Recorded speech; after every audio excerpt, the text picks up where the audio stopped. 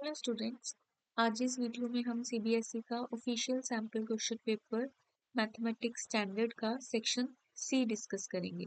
तो चलते हैं सेक्शन सी के फर्स्ट क्वेश्चन की ओर। क्या दिया हुआ है हमें? एक ट्रायंगल है ABC. In triangle ABC D E F are the mid points of the respective sides. तो ये जो डी ई और एफ है वो मिड पॉइंट है। अगर ये मिड पॉइंट है, अगर जैसे ये एफ मिड पॉइंट है तो मतलब ए एफ और बी एफ क्या होंगे? इक्वल। ये इसके इक्वल होगा और ये बी डी डी सी के इक्वल होगा, राइट। तो सबसे पहले हम क्या लिख लेते हैं? गिवन। गिवन क्या है हमें? D E F are midpoints of BC, CA and AB respectively. बिल्कुल क्वेश्चन वाला उठा के ही लिखा है हमने। अब आते हैं कि हमें प्रूफ क्या करना है। टू प्रूफ, अब हमें प्रूफ क्या करना है कि ये जो एफ बी डी ट्राइंगल है, कौन सी बन रही है? F B D. F B D ये वाली ट्राइंगल किसके सिमिलर है? D E F. D E F मतलब इस ट्राइंगल के सिमिलर प्रूफ करनी है। तो फर्स्ट पार्ट में तो हमें ये सिमिलर प्रूफ करनी है। सेकंड में है कि वही ट्राइंगल डी ई एफ जो है वो पूरी बड़ी वाली ट्राइंगल ए बी सी के क्या करनी है? हमें सिमिलर प्रूफ करनी है। तो टू प्रूफ में हम लिखते हैं कि triangle F B D is similar to triangle D E. एक तो ये हमें प्रूफ करना है। सेकंड हमें क्या करना है कि यही डी ई एफ जो है वो ए बी सी के भी क्या है? सिमिलर। ठीक। अब अब इस क्वेश्चन को करना कैसे है इसका मैं ब्रीफ देती हूँ आपको कि इस क्वेश्चन में हमें ये मिड पॉइंट्स दिए हुए हैं। इसका मतलब ए एफ और एफ भी इक्वल होगा, वैसे ही ए ई और ए सी भी क्या होगा? इक्वल होगा। तो सबसे पहले लिखते हैं कि A F is equals to F B होगा। क्यों होगा? क्योंकि एफ इज मिड पॉइंट। कौन सी साइड का मिड पॉइंट है? ए बी का। फिर हमारे पास ये ए ई और ई सी क्या है? इक्वल है। तो A E is equals to क्या होगा? ई सी होगा। क्यों? अब ई भी तो मिड पॉइंट है तो वो इसलिए दोनों इक्वल होंगे। तो A E is mid point of C A, right. अब बी डी और डी सी भी क्या है? इक्वल है। तो B D is equals to क्या होगा? डी सी होगा। D C. क्यों? D is mid point of B C side, right. अब इसके बाद एक चीज आप मुझे बताओ कि अगर हमारे पास x is equal to y हो तो क्या हम उसको ऐसे लिख सकते हैं कि x by y is equal to 1? बिल्कुल लिख सकते हैं। y को नीचे ले आएंगे तो यहाँ पे क्या रह जाएगा? 1 ही तो रह जाएगा। तो इसी चीज को हम यहाँ पे यूज करते हैं। तो इन तीनों से हमारे पास एक चीज आएगी क्योंकि ए एफ और एफ बी इक्वल है, तो अगर हम एफ बी को नीचे ले आएंगे तो ये 1 के इक्वल आ जाएगा। A F is equals to F B 1 आ जाएगा। वैसे ही ए ई ओवर ई सी क्या आ जाएगा? 1 आ जाएगा। और B D is over D C क्या आ जाएगा? 1 आ जाएगा। तो अगर ये तीन रेशोज 1 के इक्वल हैं, ये तीनों 1 के इक्वल हैं, तो ये तीनों आपस में भी तो क्या होंगी? इक्वल ही होंगी। तो हम लिखेंगे A F is equals to F B is equals to A E over E L E C and ये थर्ड वन कौन सी है? B D over D C. अब हम आगे इन तीनों में से किन्हीं दो दो को यूज करके कुछ ना कुछ प्रूव करेंगे। अब हम रिकॉल करते हैं कन्वर्स ऑफ बीपीटी या कन्वर्स ऑफ थेल्स थ्योरम। तो हमारे पास एक थ्योरम है कन्वर्स ऑफ थेल्स थ्योरम, या उसको हम बोलते हैं कन्वर्स ऑफ बीपीटी। तो वो क्या कहती है कन्वर्स ऑफ बीपीटी कि अगर किसी एक ट्रायंगल, मान लो ये एक्स वाई जेड ट्रायंगल है और ये डी और ई लाइन उसको कट करती है, तो अगर X D over D Y मतलब ये वाला टुकड़ा एक्स डी और डी वाई की रेशो आपके पास X E over E Z के इक्वल होगी। किसके इक्वल होगी? X E over E Z के इक्वल होगी। तो ये जो लाइन है ये इसके क्या आएगी? पैरेलल आएगी। तो डी ई क्या होगा? वाई जेड के पैरेलल होगा। तो इसी कन्वर्स ऑफ थेल्स थ्योरम को हम क्या करेंगे, इसमें यूज करेंगे। तो हमारे पास ये दो रेशोज हैं, AF over FB, AF over FB is equal to AE over EC, AE over EC। तो ये दो इस ट्रायंगल की साइड से बन रही है, तो ये वाली लाइन, ये जो लाइन बन रही है FE BC के क्या होगी, पैरेलल, क्योंकि ये साइड और ये साइड की रेशो और इस साइड और इस साइड की रेशो क्या है, प्रोपोर्शनल है। तो हम लिखेंगे as AF upon FB is equal to AE over EC. So using converse of Thales theorem हमारे पास क्या आएगा कि ये जो FE साइड बनती है ना, ये FE साइड और ये BC साइड, ये दोनों क्या होंगी, पैरेलल होंगी। तो FE is parallel to BC।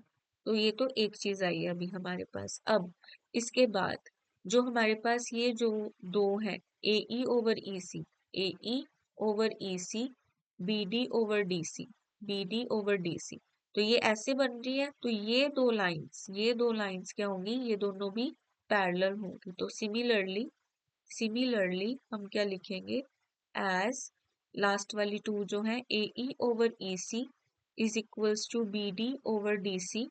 So using converse of Thales theorem हमारे पास क्या आएगा, DE, ये इससे बन रही थी ना, तो DE is parallel to AB, इसको 2 मार्क कर देते हैं। ठीक है, तो इसको हमने 2 मार्क कर दिया, क्योंकि ये दो साइड्स प्रोपोर्शनल थी, इसलिए DE और AB क्या होंगी, पैरेलल होंगी। अब अगर हम फर्स्ट वाला और लास्ट वाले को यूज करें, AF अपॉन FB ये दोनों, और लास्ट वाला क्या है, BD अपॉन DC, तो इससे ये वाली जो लाइन है और ये वाली जो लाइन है, ये दोनों क्या आएंगी, पैरेलल आएंगी। तो बिल्कुल जैसे ये दो लिखे थे, बिल्कुल ऐसे ही हम लिखेंगे as AF upon FB is equals to BD upon DC. So using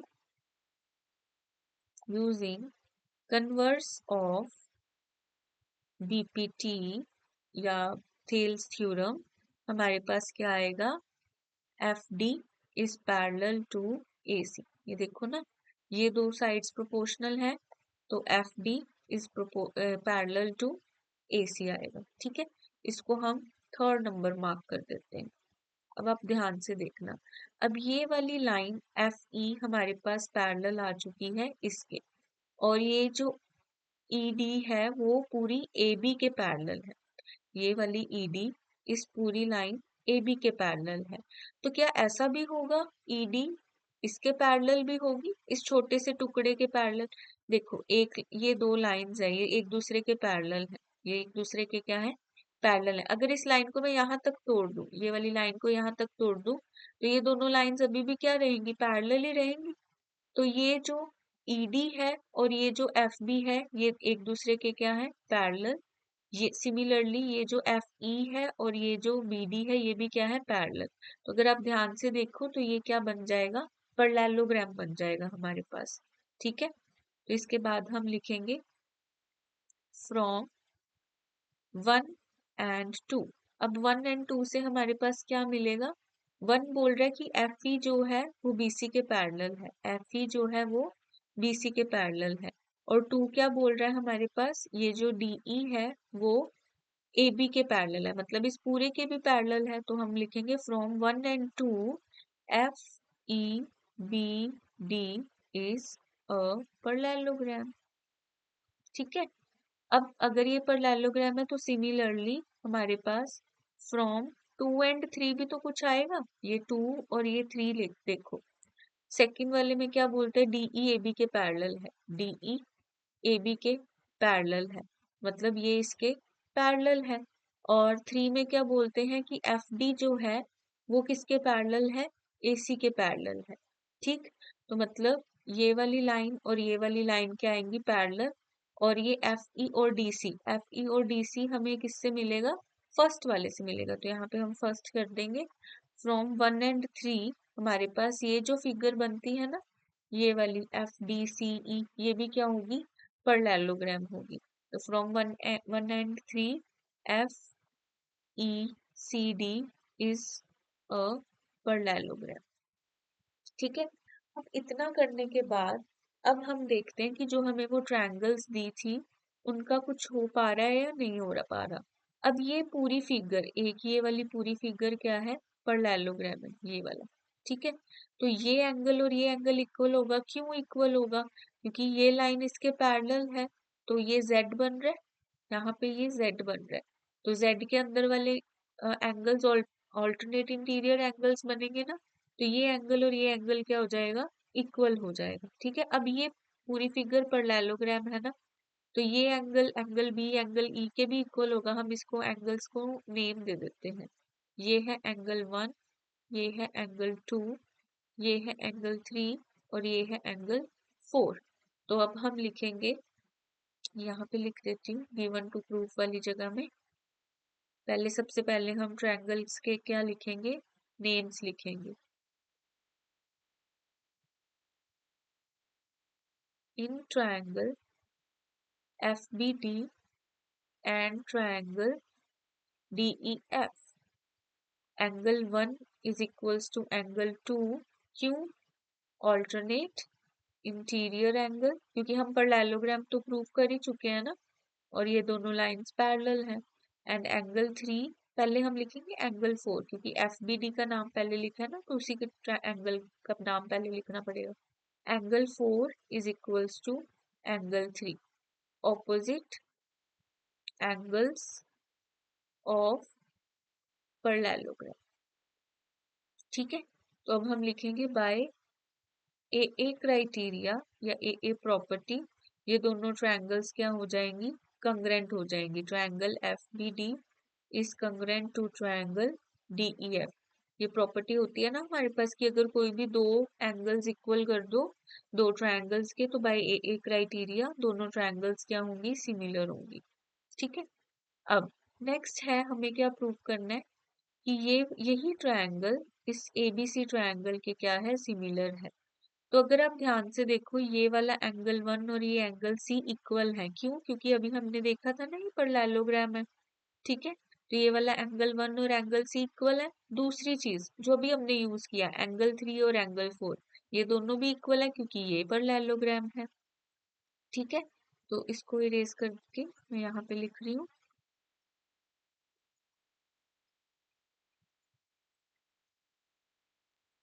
हम यहाँ पे लिखेंगे सबसे पहले ट्रायंगल्स के नेम।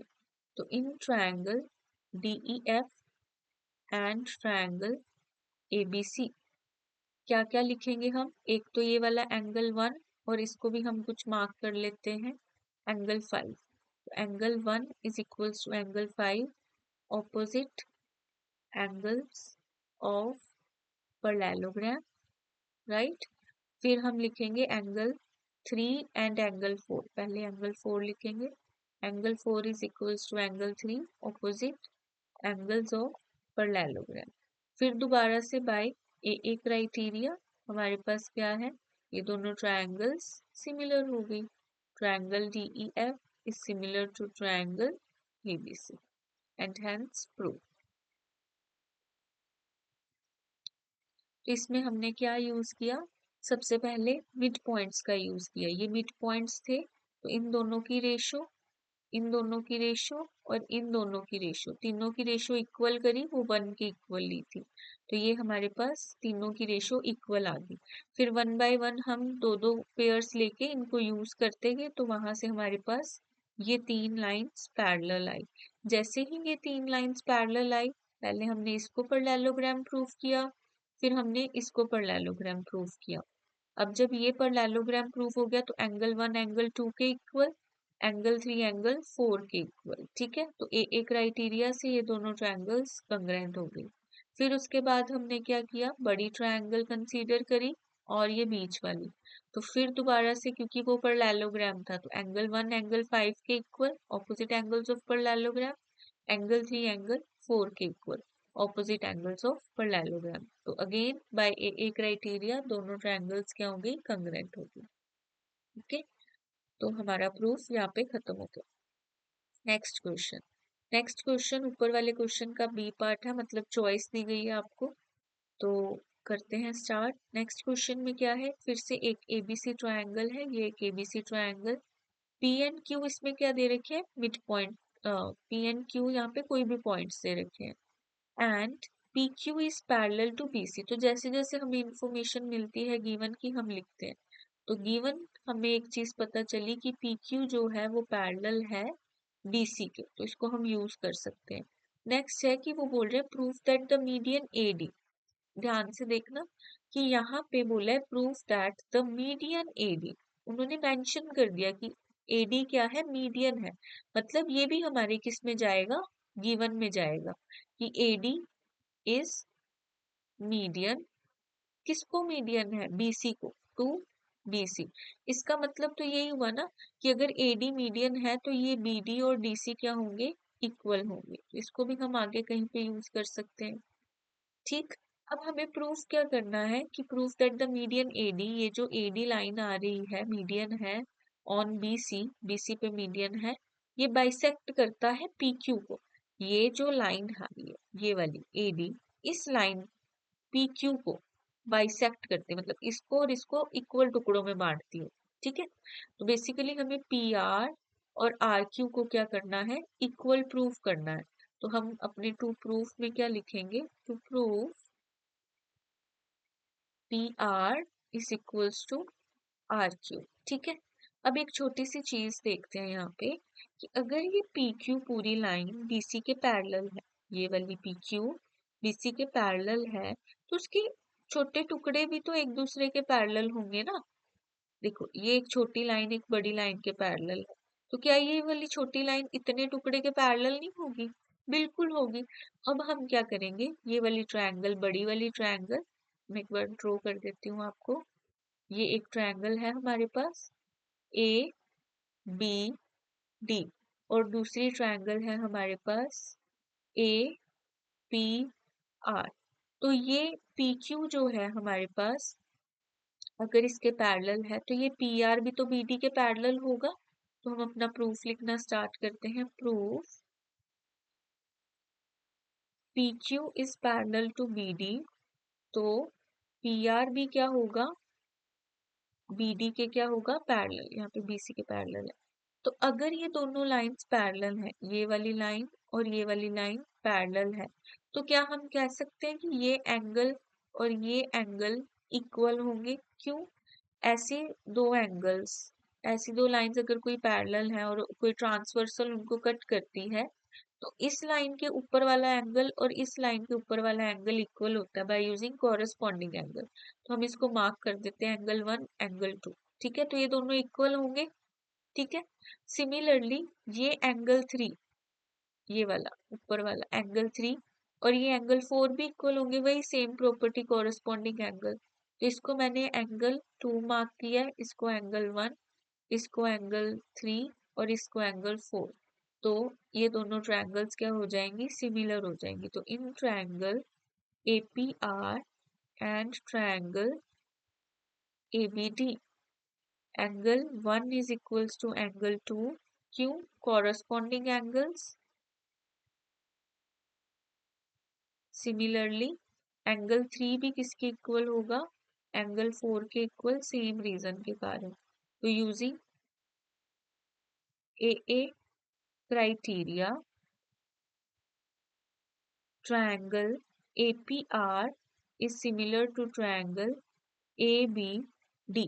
अब आपको पता है कि अगर दो ट्रायंगल सिमिलर हों तो उनकी जो साइड्स होती हैं वो एक दूसरे के क्या होती हैं, प्रोपोर्शनल। ये हमने नाम बिल्कुल सोच समझ के लिखा था क्योंकि P D P के इक्वल है और ये R वाला पॉइंट D के इक्वल है। तो यहाँ से हम लिखेंगे इसके बाद कि AP ओवर AB, ये देखो AP over AB P R over B D के इक्वल होगा, P R over B D के इक्वल। और एक और रह गया pair, A R over A D के इक्वल होगा। इसका फर्स्ट और लास्ट और इसका भी फर्स्ट और लास्ट। ठीक है। क्यों होता है, corresponding sides of similar triangle are proportional, कि अगर आपके पास कोई दो ट्रायंगल सिमिलर है तो उनकी तीनों साइड्स क्या होंगी, प्रोपोर्शनल होंगी। ठीक है, अब जैसे ये दो ट्रायंगल्स हमने प्रोपोर्शनल करी ना, ये वाली APR एंड ABD, सिमिलरली जो साइड पे दो बन रही है, ये वाली छोटी वाली ARQ और बड़ी वाली उसके कॉरेस्पॉन्डिंग ADC, ये दोनों भी क्या होंगी, प्रोपोर्शनल होगी विद यूजिंग सेम रीजन। तो सबसे पहले हम लिखेंगे as PQ is parallel to BC, तो यहाँ से इसके छोटे टुकड़े भी तो पैरेलल आएंगे ना, तो RQ is parallel to DC। अब हम लिखेंगे in triangle ARQ and triangle ADC। अब यहाँ पे भी हमें एंगल्स को मार्क करना होगा। ठीक है, तो ये अगर एंगल 5 है और इसको अगर मैं एंगल 6 ले लूँ तो ये दोनों इक्वल होंगे। सिमिलरली ये अगर एंगल 7 है और ये वाला एंगल 8 है तो ये दोनों भी क्या होंगे, इक्वल। आप एंगल्स के नेम भी लिख सकते हो। तो हम लिखेंगे एंगल कौन सा लिया था, 6, angle 6 is equals to angle 5, corresponding angles, angle 7 is equals to angle 8, again corresponding angles. So using AA criteria, triangle ARQ is similar to triangle ADC। अब ये दोनों ट्रायंगल्स भी अगर सिमिलर हैं तो इनके कोरस्पॉन्डिंग साइड्स भी क्या होंगी, प्रोपोर्शनल होंगी। तो हम लिखते हैं AR over AD is equals to AQ over AC। देखो AQ ओवर AC, फिर रह गया ये वाला RQ ओवर DC। ठीक है, इसको 2 मार्क कर लेते हैं और इसको 1 मार्क कर लेते हैं। सेम रीजन यहाँ पे भी लिखेंगे जो यहाँ लिखा है। अब अगर आप ध्यान से देखो, जिसको हमने 1 और 2 मार्क किया है उसमें एक चीज कॉमन है, AR over AD, AR over AD। तो इसका मतलब ये तीनों साइड्स जो प्रोपोर्शनल करी और ये तीनों साइड्स जो प्रोपोर्शनल करी, ये इक्वल है एक दूसरे के। तो अब हम लिखेंगे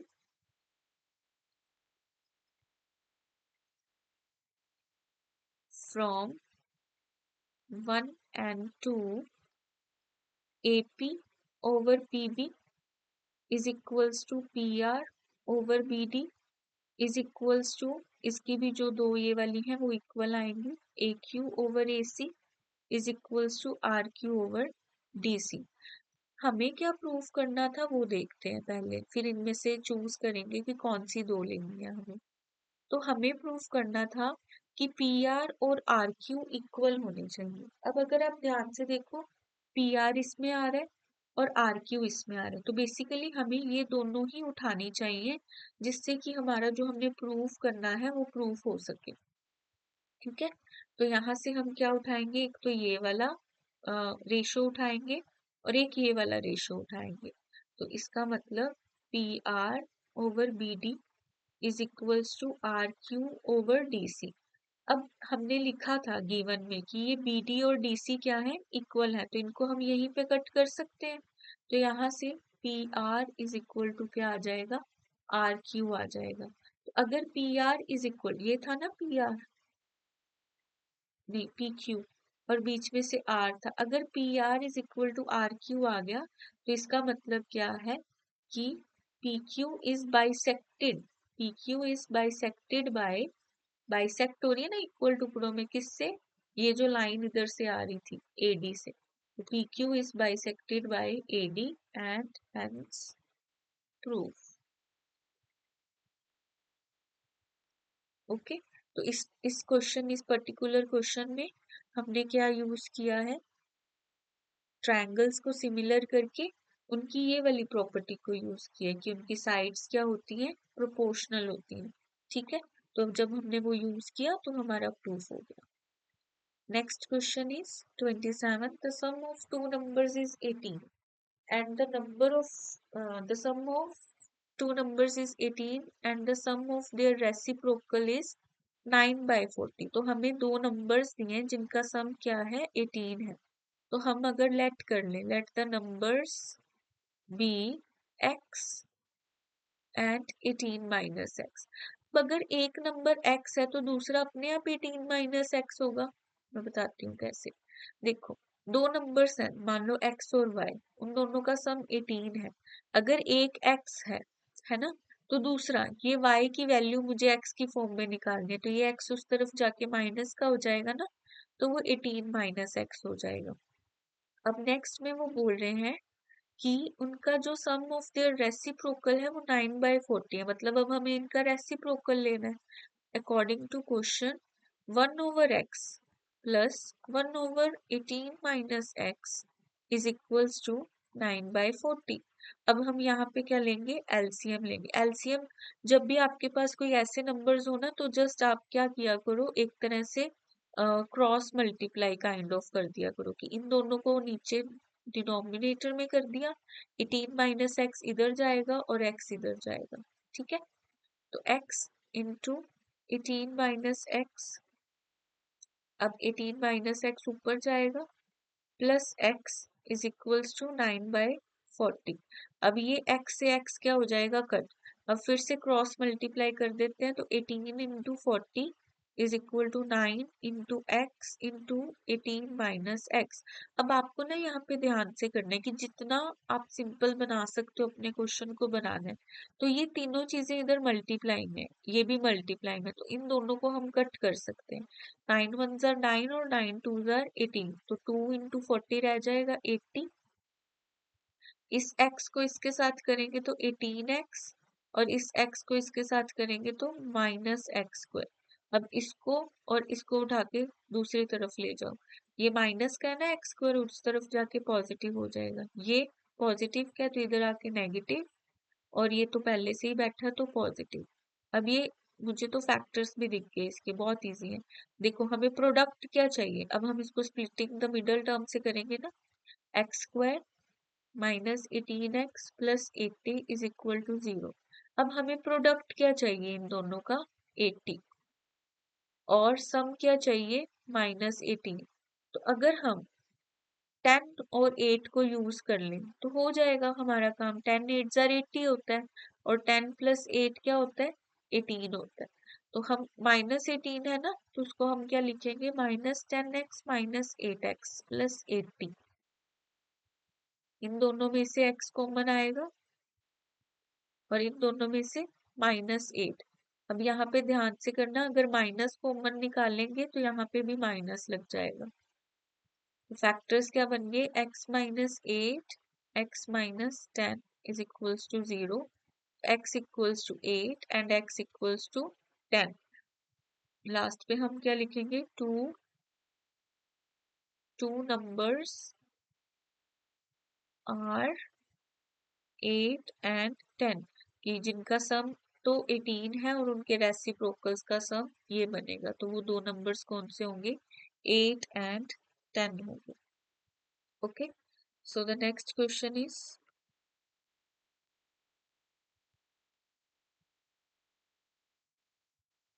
if alpha and beta are the zeros of given polynomial.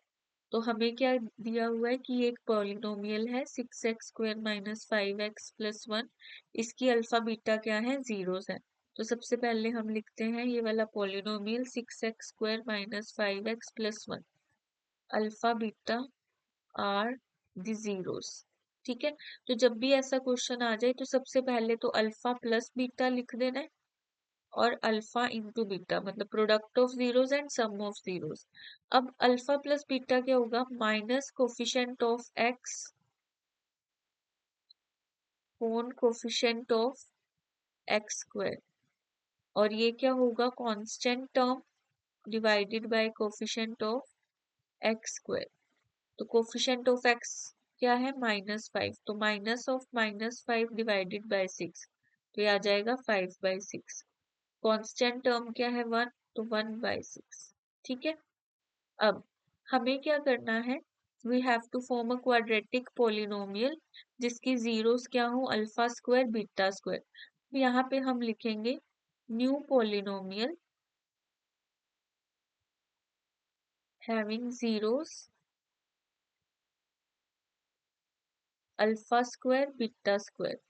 अब इसके जो सम को ना हम ये मार्क कर देंगे कि ये जो न्यू पोलिनोमियल है ना, इसका सम एस से लिखते हैं कि alpha square plus beta square, और प्रोडक्ट क्या होगा हमारे पास, alpha square into beta square. अब हमें ये निकालना है, हमारे पास क्या है, अल्फा प्लस बीटा की वैल्यू है 5/6, और उसको यूज करके हमें ये चाहिए, ठीक है। तो अब हम लिखेंगे कि अल्फा प्लस बीटा तो हमारे पास 5/6 है, अगर इसकी हम स्क्वायरिंग ऑन बोथ साइड कर दें तो यहाँ से a प्लस बी का होल स्क्वायर लगा के हमारे पास ये आएगा, alpha square plus beta square plus 2 alpha beta is equal to 25/36। हमें तो इसकी वैल्यू चाहिए ना, तो इसको दूसरी तरफ भेज देते हैं, alpha square plus beta square is equal to 25/36 minus 2 alpha beta. अब अल्फा बीटा की यहाँ पे वैल्यू ये डाल देंगे, alpha square plus beta square is equal to 25/36 minus 2 into 1/6, ठीक है। तो ये आएगा 25/36 माइनस 2/6, एलसीएम लेंगे 36 आएगा, तो ये तो एज इट इज आ जाएगा क्योंकि इसके नीचे भी 36 है। 6 से 36 कैसे बनता है, 6 से मल्टीप्लाई करके, तो इसको भी करना पड़ेगा 6 से, तो ये 12 आ जाएगा, तो यहाँ पे आ जाएगा ये हमारे पास 13/36, ठीक है। तो सम आ गया हमारे पास, जो कि alpha square plus beta square था 13/36। अब अगर आप इसको ध्यान से देखो तो हम इसको ऐसे लिख सकते हैं, अल्फा बीटा का होल स्क्वायर, अल्फा बीटा क्या था 1/6, तो उसका होल स्क्वायर 1/36। अब जो न्यू पोलिनोमियल है वो कैसे बनाएंगे हम, हमारे पास जो स्टैंडर्ड पोलिनोमियल होता है वो ये होता है ना, x square minus S into x plus product, ये बन जाएगा एक्स स्क्वायर कितना, वो एज इट इज रहेगा, सम कितना है हमारे पास 13/36, उसके साथ एक्स लगाएंगे प्लस 1/36, तो ये पोलिनोमियल बन गया। अब इस पोलिनोमियल को हम फर्दर और वो कर सकते हैं, जस्ट सेकेंड, इस पोलिनोमियल को अब हम फर्दर क्या कर सकते हैं, ये जो 36 है इसको दूसरी तरफ लेके जा सकते हैं, तो अगर 36 एलसीएम लेंगे तो ये बन जाएगा 36x² माइनस 13x प्लस 1, तो ये ऐसा बन जाएगा 1/36, 36x² माइनस 13x प्लस 1, और इसको हम लिख देंगे कि k टाइम्स k कोई भी कांस्टेंट, जैसे ये 36x² माइनस 13x प्लस 1, ठीक है। तो ये हमारा क्या हो जाएगा, न्यू पोलिनोमियल, जिसकी जीरोस क्या है, alpha square and beta square. Next question trigonometry का है, जिसमें हमें गिवन है, ये चीज गिवन है, cos theta plus sign theta 1 है, और हमें इसको प्रूव करना है कि कोस theta minus sine theta is equal two plus minus 1। तो जो चीज गिवन है उसको उठाते हैं, cos theta plus sign theta is 1, अगर मैं स्क्वायरिंग ऑन बोथ साइड कर दूं तो हमारे पास क्या आएगा, a प्लस बी का होल स्क्वायर लगाएंगे यहाँ पे, cos square theta plus sine square theta is equals to, no, plus 2 cos theta sine theta is equals to 1, ठीक। अब इसके बाद क्या करेंगे हम, cos square theta plus sine square theta क्या होता है हमारे पास, ये भी तो 1 ही होता है ना, तो 1 plus 2 cos theta sine theta is equals to 1, ये 1 उस तरफ जाके क्या हो जाएगा, माइनस हो जाएगा, तो 2 cos theta sine theta is equal to 1 minus 1 0, तो हमारे पास 2 कोस थीटा साइन थीटा की वैल्यू क्या आ जाएगी, 0 आ जाएगी, ठीक है। इसको हम आगे कहीं यूज कर लेंगे, इसको 1 मार्क कर देते हैं। अब हमें इसको प्रूफ करना है ना, cos theta minus sine theta is equal two plus minus 1, तो हम cos theta minus sine theta का होल स्क्वायर लेते हैं सबसे पहले, इसका जब हम होल स्क्वायर लेंगे तो ये क्या आएगा, cos square theta plus sine square theta plus, no, minus आएगा ना, a माइनस बी का होल स्क्वायर क्या होता है, a square plus B square minus 2ab, तो यहाँ पे minus 2 cos theta sine theta. अब ये जो वैल्यू थी ना two cos theta sine theta की 0 वैल्यू थी, उसको इसमें डाल देंगे। तो हम सबसे पहले लिखेंगे put two cos theta sine theta is equal to 0 from किसको यूज करके, 1 को यूज करके।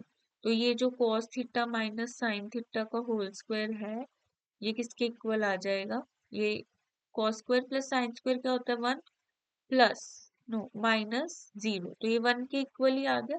अब अगर किसी चीज का होल स्क्वायर हमारे पास 1 के इक्वल हो, ये 1 के इक्वल है ना, जैसे अगर x square is equal to 1 हो, अगर ये स्क्वायर रिमूव करते हैं तो उधर जाके रूट बनता है ना, और बाद में क्या लगाते हैं हम, प्लस माइनस, बाहर प्लस माइनस। तो वैसे ही cos theta minus sine theta क्या आ जाएगा हमारे पास, प्लस माइनस 1 आ जाएगा। ठीक है, क्योंकि इधर से स्क्वायर रिमूव करके इधर रूट लगाएंगे और बाहर प्लस माइनस लगाएंगे। तो इसमें सबसे पहले जो गिवन था हमने क्या किया, जो सबसे पहले हमारे पास गिवन था उसको यूज किया, उसका स्क्वायरिंग ऑन बोथ साइड किया, फिर cos square theta plus sine square theta plus 2 cos theta sine theta is equal to 1 आया हमारे पास। तो cos square theta plus sine square theta हमारे पास 1 होता है, वो पुट कर दिया। Then 2 cos theta sine theta 1 के इक्वल आ गया, फिर ये 1 उस तरफ जाके माइनस होगा तो ये 0 आ गया। इस वैल्यू को हम आगे यूज कर लेंगे। जब हमने इसको आगे यूज किया तो cos theta minus sine theta का होल स्क्वायर 1 आया, तो cos theta minus sine theta plus minus 1 हो गया। ओके, नेक्स्ट नेक्स्ट क्वेश्चन है the minute hand of a wall clock. एक मिनट हैंड है वॉल क्लॉक का, जो कि कितना है, 18 सेंटीमीटर लॉन्ग है। Find the area of the find the area of the face of clock described bye minute hand in 35 minutes. तो हमें पता करना है कि 35 मिनट्स में अगर यहाँ से लेकर यहाँ तक चलता है ये मिनट हैंड 35 मिनट्स में, तो वो कितना एरिया स्वाइप करेगा या कितना एरिया वो कवर करेगा यहाँ से लेकर यहाँ तक। बेसिकली हमें एरिया ऑफ सेक्टर ही निकालना है। अगर कभी भी हमारे पास ऐसे हो और ये एंगल हमें पता हो तो हम इसका एरिया निकाल सकते हैं ना। फॉर्मूला क्या होता है हमारे पास, theta by 360 degree into pi are square. तो यहाँ पे जो रेडियस है वो क्या होगा, रेडियस यही तो होगा जो मिनट हैंड का लेंथ है। तो सबसे पहले हमारे पास जो जो चीजें गिवन है हम उसको लिख लेते हैं। लेंथ ऑफ मिनट हैंड ही हमारा क्या बनेगा, आर बनेगा, जिसको 18 सेंटीमीटर वो हमें गिवन है। फिर उसके बाद 35 मिनट्स में हमें पहले ये निकालना है कि एंगल कितना बनता है। तो angle made by minute hand in 60 minutes. तो पूरा जब वो मिनट हैंड 60 मिनट्स के लिए चलता है, जैसे यहाँ से लेकर पूरा ऐसे राउंड लगाता है 60 मिनट्स के लिए, तो 360 डिग्री एंगल कवर करता है। तो 1 मिनट में कितना एंगल कवर करेगा, मिनट हैंड जो है वो 1 मिनट में कितना एंगल कवर करेगा, 360 डिग्री बाय 60। तो ये हो गया 6 डिग्री। अब हमें निकालना है कि 35 मिनट्स में वो कितना एंगल कवर करेगा।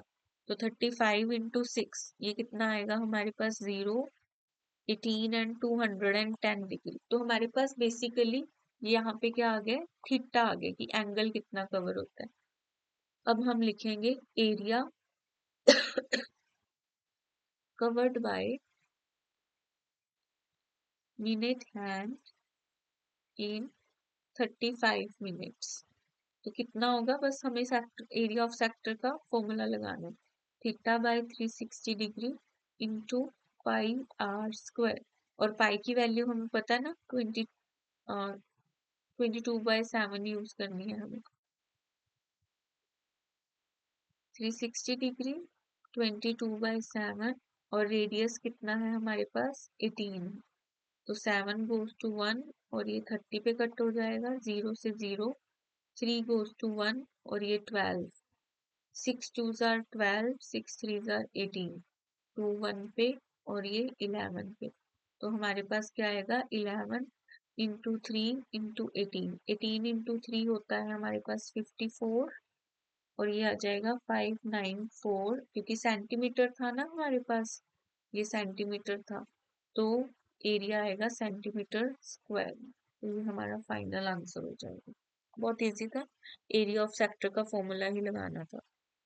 नेक्स्ट क्वेश्चन, नेक्स्ट क्वेश्चन में है sorry, AB is a chord of a circle centered at O। AB एक सर्कल का कोड है। एंगल AOB कितना दे रखा है हमें, 60 डिग्री। तो ये एंगल हमें 60 डिग्री का दे रखा है। एंड OA मतलब रेडियस जो है इसका वो 14 सेंटीमीटर दे रखा है। तो हम लिखेंगे कि रेडियस ऑफ सर्कल, इसको कि हम R से लिखते हैं, वो है 14 सेंटीमीटर। ठीक है, और थीटा जो दे रखा है, ये जो एंगल AOB है वो कितना दे रखा है हमें, 60 डिग्री। अब हमें फाइंड क्या करना है, we have to find area of minor segment. अब सेगमेंट कौन सा होता है, अगर ये आपके पास सर्कल है और इसमें ऐसे सेक्टर बनता है और ये कोड को ज्वाइन कर दे, तो ये जो नीचे वाला पार्ट है ना, ये क्या होता है, सेगमेंट होता है। अब ये सेगमेंट कैसे निकाला जा सकता है, देखो ये सेक्टर है और ये सेगमेंट बन गया। अगर मैं ये वाला एरिया निकालूं, ये पूरा एरिया ऑफ सेक्टर, ये पिंक वाला सारा एरिया ऑफ सेक्टर है ना, अगर उसमें से हम ये माइनस कर दें एरिया ऑफ ट्रायंगल, ये वाला, तो हमारे पास एरिया ऑफ क्या आ जाएगा, सेगमेंट आ जाएगा। तो area of segment is equal to area of sector minus area of triangle. अब एरिया ऑफ सेक्टर क्या होता है हमारे पास, theta by 360 degree into pi are square. और एरिया ऑफ ट्रायंगल का हमारे पास फॉर्मूला क्या होता है, r square by 2 sine theta. ठीक है, आप पे डिपेंड करता है। अब आप अगर एरिया ऑफ सेक्टर और एरिया ऑफ ट्रायंगल को अलग अलग से निकालना चाहते हो तो वो भी ठीक है, अगर आप एक साथ निकाल के उनको माइनस करना चाहते हो तो वो भी ठीक है। तो हम एक साथ ही निकाल लेते हैं। यहाँ पे देखो, सबसे पहले थीटा डालेंगे, थीटा कितना है, 60 डिग्री, 360 इंटू 22/7, रेडियस है 14, माइनस आर स्क्वायर मतलब 14 इंटू 14/2 साइन 60 डिग्री। अब यहाँ पे कट करना शुरू करेंगे, 6 पे, 7 1 पे, और ये 2 पे, ये 2 3 पे, और ये 11 पे। तो यहाँ पे तो 3 रह जाएगा, 11 इंटू 14 इंटू 2 रह जाएगा, तो 28 इंटू 11 माइनस 2 गोज टू 1, और ये 7 पे। ठीक है, 14 7 जार कितना होता है हमारे पास, 98। साइन 60 डिग्री होता है हमारे पास √3/2, तो ये रह जाएगा। अब इस क्वेश्चन में ध्यान देंगे हम कि ये भी दिया हुआ है हमें 1.73, तो इसकी वैल्यू डालेंगे, ये आएगा 0.308/3 माइनस 98/2 इंटू 1.73।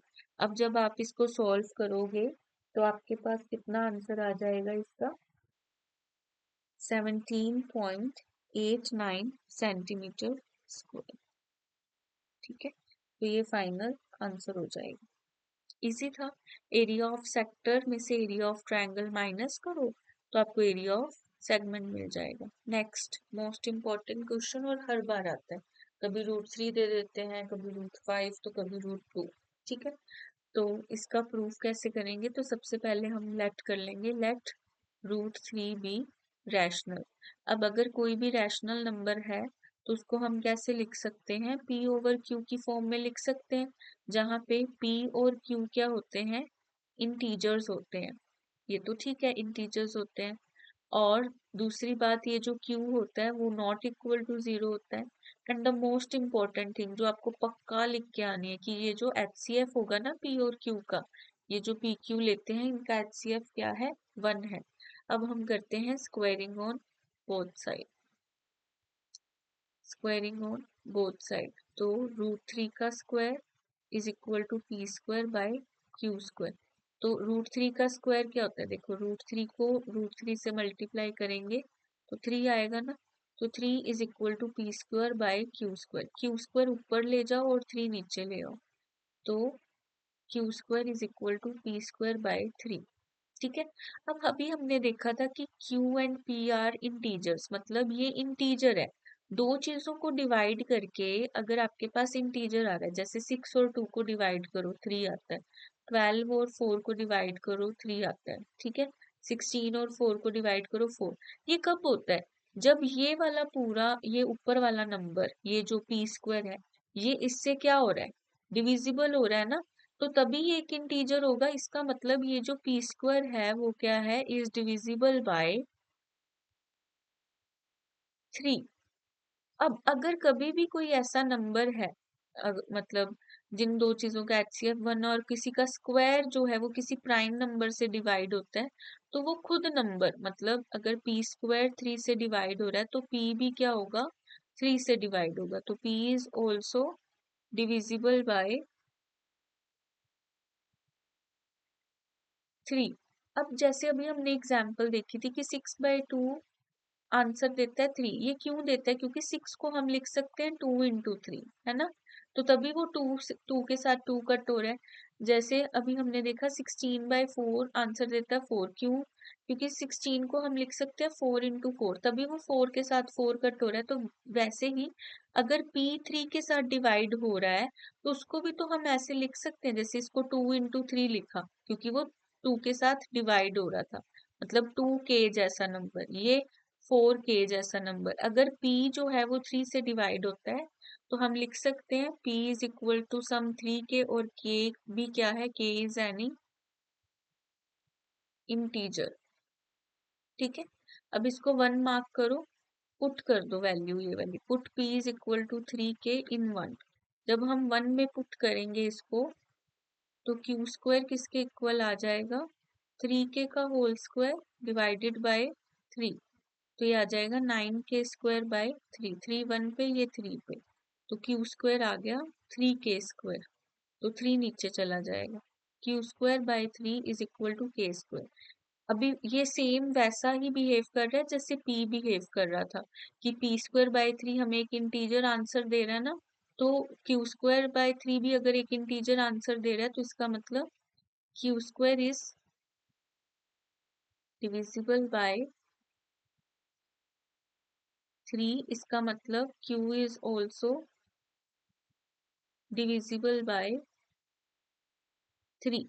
तो हमें यहाँ से पता चला कि q को भी हम कुछ लिख सकते हैं 3m जैसा, मतलब q भी 3 से क्या हो रहा है, डिवाइड हो रहा है, और p भी 3 से क्या हो रहा है, डिवाइड हो रहा है। देखो अगर आपके पास कोई दो नंबर्स हैं, एक है 3 × m, एक है 3 × k, तो इन दोनों का HCF क्या आएगा, 3 आएगा ना, अगर आपको m और k के बारे में अभी तक कुछ नहीं पता। तो फ्रॉम, इसको 3 मार्क करते हैं और इसको 2 मार्क करते हैं। फ्रॉम 2 and 3 हमारे पास क्या आया, 3 is common factor of p and q, but HCF of PQ तो हमने क्या लिया था, हाईएस्ट कॉमन फैक्टर ही 1 लिया था, कि 1 से बड़ा कोई फैक्टर हो ही नहीं सकता इन दोनों का। तो इसलिए अवर assumption इज रॉन्ग। तो हमारी assumption तो रॉन्ग होगी ना, गलत होगी। तो जो हमने ऊपर, उससे भी ऊपर सपोज किया था, HCF 1 लेने से पहले हमने सपोज किया था ना कि लेट √3 भी रैशनल, तो इसका मतलब ये भी गलत हो जाएगा। अवर assumption is wrong, so √3 is irrational. अगर वो रैशनल नहीं है तो वो क्या होगा, इररेशनल होगा। Hence prove. आई होप आपको सेक्शन सी के सारे क्वेश्चन समझ आए होंगे। Thank you so much.